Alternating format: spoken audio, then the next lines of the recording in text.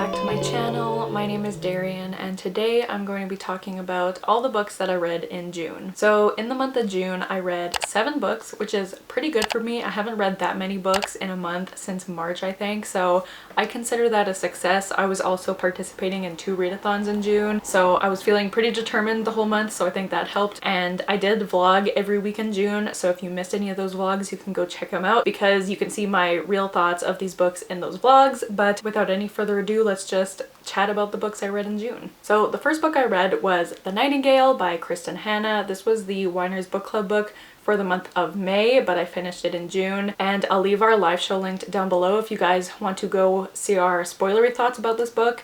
But basically this book follows these 2 sisters, Vianne and Isabelle, and they're living in France during World War II, and you're kind of just following both of them as they navigate through the war, and they both kind of live through the war very differently. One of them, Vianne, just kind of wants to stay out of trouble, kind of do what she says. She doesn't really want to bring attention to herself, mostly because she has a young daughter and her husband is called to war, so she's the only one taking care of her daughter. And Isabelle kind of just wants to do whatever she can to help in the war, so they both live a very different life during that war. And this book was, first of all, the writing in this book was absolutely beautiful. This was the first Kristen Hanna book I've read, and I can't wait to read more of her books because her writing was just stunning. Like, even though this is a pretty slow-paced book, and also like this book is pretty big, it's like a little over 500 pages, I think. Yeah, it's about 500 pages, but I found it went by really quickly. Even though it was pretty slow-paced, I found I was just so immersed in the story that like 100 pages would go by really quickly. So the writing was definitely beautiful, and the story just kind of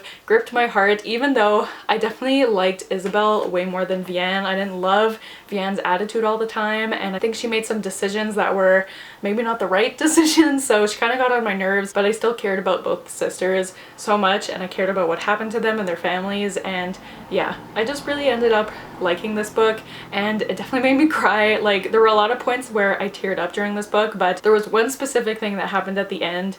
Oh my god, it made me cry like a lot. So yeah, we had a fun time discussing this book during our live show, so definitely go check that out if you missed it. I do also want to mention trigger warnings for miscarriage and rape in this book, so definitely keep that in mind before going into it. But this is definitely a book that I highly recommend. I know this is very hyped on BookTube, but I think this deserves all the hype, and it's one of my favorite historical fictions that I've read, and I gave this 4.5 stars. The next book I read in June was Nevermore by Jessica Townsend. I've been wanting to read this book for so long. It's probably one of the most talked about middle grade series I've seen on BookTube, and I've just been wanting to read it forever, but it always, like, it was one of those books that I kind of kept putting it off because I was worried I wouldn't like it as much as I was hoping to. But I really loved this book. This book follows this girl named Morgan Crow, who in her town is kind of known as a cursed child. Like, whenever something bad happens in the town, everyone blames it on her, and she's also been told her whole life that she is supposed to die on her 11th birthday, but instead of dying, she is whisked away to this place called Nevermore by this man called Jupiter North, and she discovers that she must have some hidden power. She just doesn't know what it is yet because he is trying to kind of train her, I guess, to join this wondrous society. And she meets a whole bunch of people there, including a cat named, what is his name? Something. Oh my god, I forgot his name. Fess. I'm trying to see if I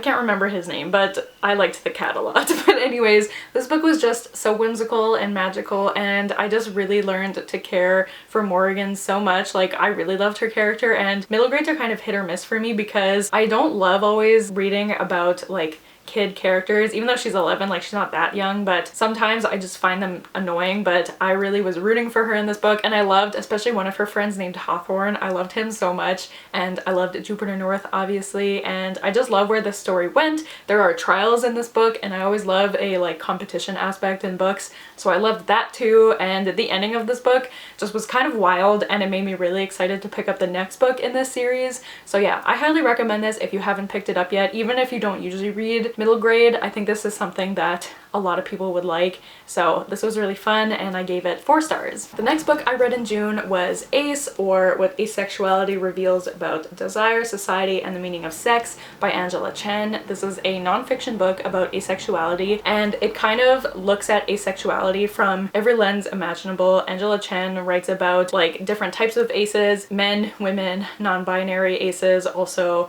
aces who have disabilities, aces from different backgrounds, different races. Like, she really takes a look at asexuality and how different people experience it in different ways, and I thought this was just such a perfect book. Basically, either if you're ace and you want to know more about asexuality, or even if you're not ace and you want to learn more about asexuality, I would highly recommend picking this book up. Like, as someone who is asexual and doesn't read too many books about it, reading a nonfiction book from someone who is asexual about what it's like for different people, there was just a lot of myself that I saw in this book, and also I really appreciated learning how other people experience it differently than I do. I just appreciated this book so much. I tabbed it a lot, and most of these tabs are things that I want to go back to and read again, but some of them are just things that I was like, hell yeah. But I definitely really appreciated this book, and I think it's something everyone should read, and I just thought Angela Chen wrote this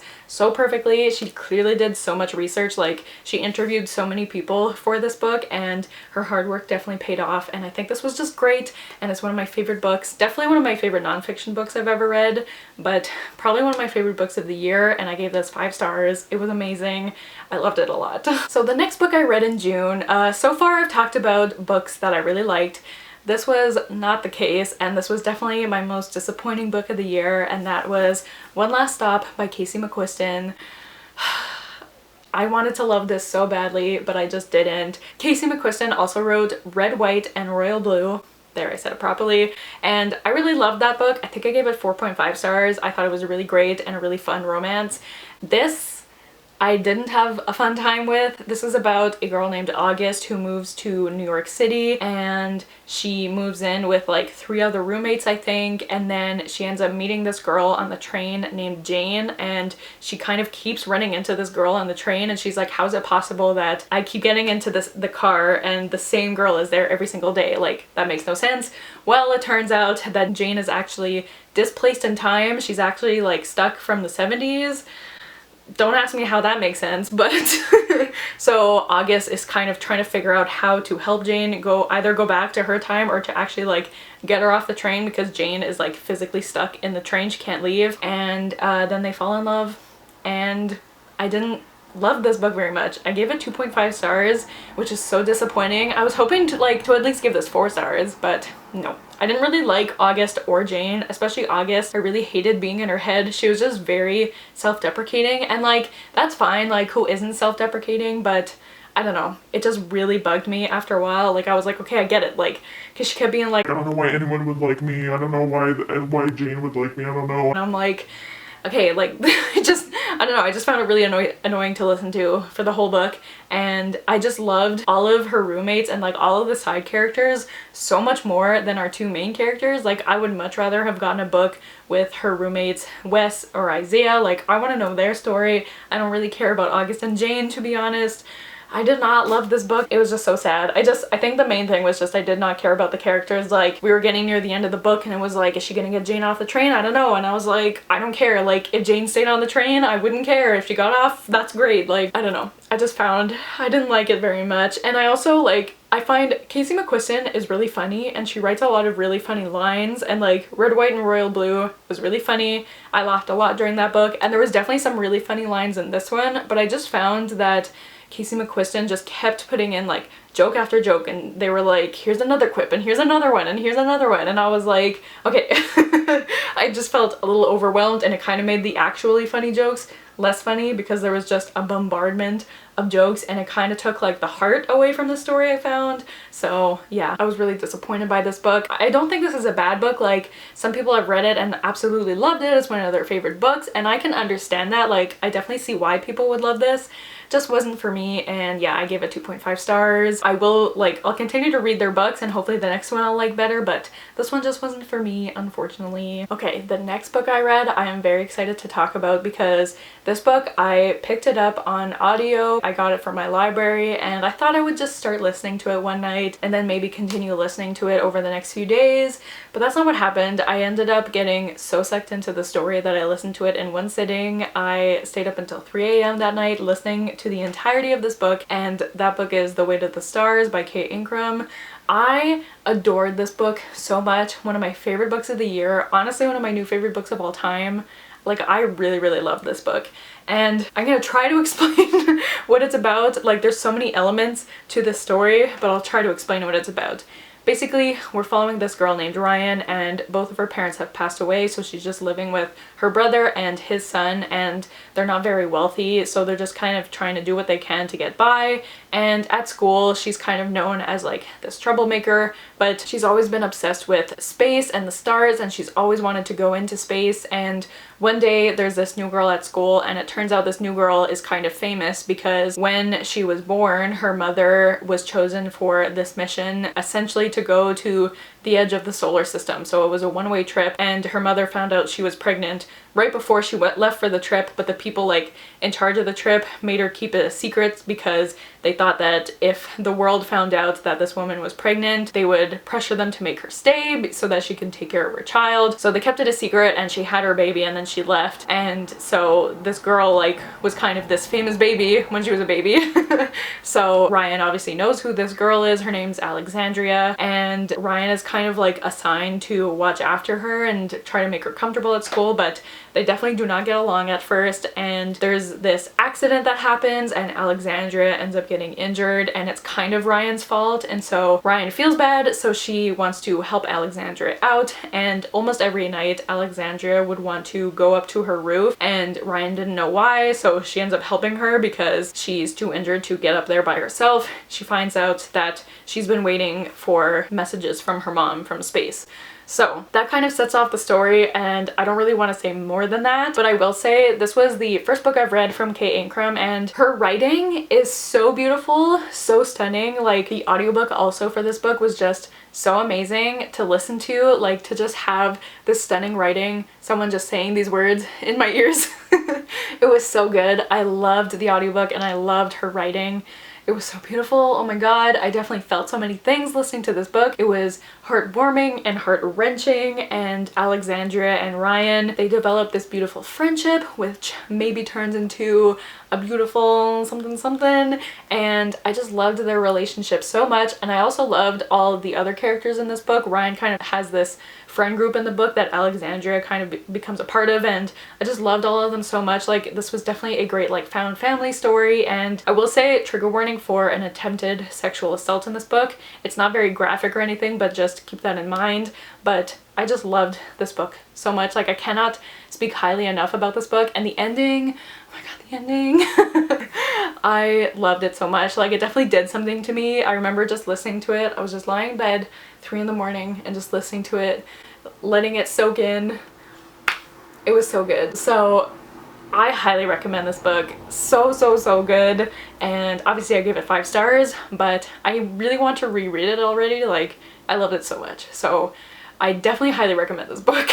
The next book I read, if you watched my vlogs in June, you know how much I struggled with this book, but that was What We Devour by Lindsay Miller. This was actually an ARC. I was lucky enough to receive a physical ARC for this book, and I got the ARC, and then they also sent me a finished copy, so thank you so much to Sourcebooks Fire for sending me this ARC. That was just so nice of you.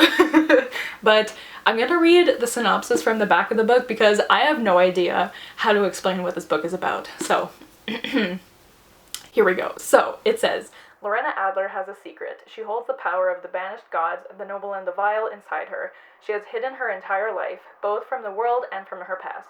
She's content to spend her days as an undertaker in a small town, marry her best friend Julian, and live an unfulfilling life so long as no one uncovers her true nature. But when the notoriously bloodthirsty crown prince comes to arrest Julian's father, he immediately recognizes Lorena for what she is. So she makes a deal, a fair trial for her betrothed's father in exchange for her service to the crown.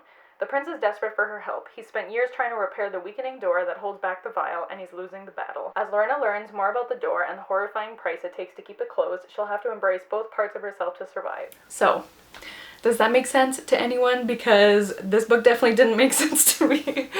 Ugh, basically, I just had so much trouble understanding the world building and the magic system of this book. Like, in this book, like the synopsis says, like, people have powers from the gods, the noble and the vile. Most people are either noble rot or vile rot, and Lorena is both, which is very rare, and it took me most of the book to figure out what the difference was between the two, and it's very possible that they said it like at the beginning of the book and I just missed it and I was dumb, but like the whole book I was like, what is the difference? Like, what can she do that no one else can do? I don't understand. And then I finally understood the difference and I was like, oh, okay, but like it was a little late for that. I found I was spending so much time during this book trying to figure out like what the heck was going on instead of actually enjoying the story and the characters. So I definitely don't think this is a bad book, and I definitely think there's some people who are gonna love this book. Like, this book is very dark, which I know some people really like. It was definitely a little too dark for me, a little too spoopy. One thing I will say is the magic system in this book relies basically on sacrifices. So you basically like sacrifice something in order to gain something else, and the way they do this in the book is most of them hurt themselves. That's their sacrifice, either blood or pain. So there's a very heavy trigger warning for self-harm in this book. Like, please do not read this book if that is a trigger for you, because there are some really graphic scenes in this book that could definitely be triggering. Like, I definitely had trouble reading some of the scenes in this book, so please just keep that in mind. Also, our main character is asexual in this book, which I really love to see, and I thought that rep was written really well actually. There is a character in the book who says some acephobic things, so it wasn't anything too bad, but again, if that's something that really bothers you, maybe stay away from this book, but it wasn't too bad. But yeah, just keep that in mind. But I really loved how like confident Lorena was in her sexuality and how she definitely knew who she was. She wasn't gonna let this stupid guy say anything to her, so that I definitely liked. And I also really liked how this book talked a lot about like class and wealth disparity, and how society, even in this world, society is just designed to favor the rich and the poor are just kind of left to the side. And in this book, like, the poor are literally sacrificed to this door that they're trying to keep closed. This door is going to open, and if it opens, then that's really bad. So in order to keep it closed, they have to sacrifice people, and at first, like, they sacrifice the really bad people, but when they run out of those, then they're like, how do we decide who to sacrifice? And no matter what reason they come up with, it always ends up being the less wealthy people to be sacrificed because of whatever reason, because of the disadvantages they had in life in order to not learn certain skills that they deem useful in society. So I thought that conversation was really interesting and really refreshing to read about. But in terms of the world building and the magic system, I just was so confused. So I don't know if it was just me, I don't know if it just wasn't explained well enough, or if I just missed some stuff. There's also like some things that happen, like someone would die and it would take me a few pages to realize that this person died, but it wasn't like, oh, there's you know, suspense, like, did they die? We don't know. Like, it wasn't written like that. Like, I was just genuinely confused, like, did they die? I don't understand. So I don't know. My main gripe with this book is just that I was confused. So I gave it 3 stars. Like, it's not a bad book, and I think it comes out July 6th, which might be before this video comes out. So if it is out, you can go get it. But obviously it's not, then you can't. But yeah, so I do recommend this if you like kind of dark fantasy books. Maybe you'll understand it more than I did, but I'm still very grateful for the arc, especially because there was an ace main character. But yeah, this just wasn't for me, and I was kind of sad about it, but I'm happy it's done because it took me so long to read this. So the last book that I read in June was Darling by Kate Ancrum, another Kate Ancrum book. This was actually the June book club pick for the Whiners. I'm not sure, as I'm filming this, I'm not sure when our live show is going to be. If I do know the date, I'll put it here, but if not, follow us on Twitter and we'll announce the date soon. But this book is basically a queer Peter Pan retelling. Like, when I heard that, I was so excited to read this book. This book basically follows Wendy as she moves to Chicago, and one night her parents are out for the night, and then this stranger breaks into her room and he like introduces himself as Peter Pan, and he's like, hey, do you want to go to a party with me? And she's like, okay. And then she meets Tinkerbell, who is one of Peter's friends, and then they end up meeting like the Lost Boys. And I don't really want to say more than that, even though like I know that's a very vague synopsis, but this book is pretty short, and I think saying any more than that will give away where the story goes. And I was kind of disappointed in this book. Like, I don't know what I expected, but what I got was definitely not what I expected. I don't know, I just, first of all, I did not understand why like a stranger broke into Wendy's room and asked her if she wanted to go to a party with him, and she said yes. And I just didn't understand. Like, at first I was like, oh, maybe like he used some magic on her to make her say yes, but she just said yes willingly. So I don't really understand why she did that. So that kind of made me think like for the whole story, like things would start to happen, and I was like, well, none of this would have happened if you had just been smart and stayed at home. So I don't know, that kind of like started off the book with me not loving it, but it was written by Kate Ingram, so I did love the writing style in this book. Again, her writing is just absolutely beautiful. I listened to this also on audiobook, and again, hearing her beautiful words in my ears made me feel so happy. So again, I definitely recommend listening to the audiobook because I just love hearing her writing said to me, like, please. So yeah, her writing definitely the standout of this book.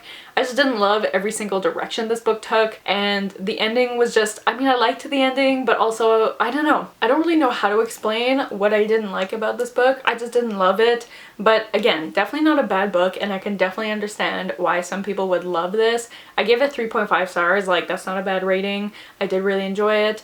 Just, I didn't love it. Definitely not as much as The Weight of the Stars. Like, I don't know how anything could beat that for me, but this one was just a bit of a miss for me, especially because I was so excited after I read The Weight of the Stars. I was like, oh my god, I'm reading Darling soon. It's gonna be as amazing, and it wasn't. So it was a bit disappointing, but I'm still very excited to read her other book, The Wicker King. I have a feeling I'll like that more. But yeah, stay tuned for our live show on this book, and yeah, can't wait to talk about it with my fellow whiners. So those were the 7 books that I read in June. So it was a pretty good reading month for me. Only a couple like 2.5, 3 stars, 3.5 stars. Like, in terms of ratings, it was a pretty good reading month. In terms of quantity, it was a pretty good reading month. So overall, pretty good reading month. But let me know what you guys read in June. What was your favorite book that you read in June? I think mine was definitely The Weight of the Stars, but like also shout out to Ace. That was a great book. But yeah, thank you guys so much for watching. Don't forget to like, comment, and subscribe, and I'll see you guys soon with another video soon. Bye!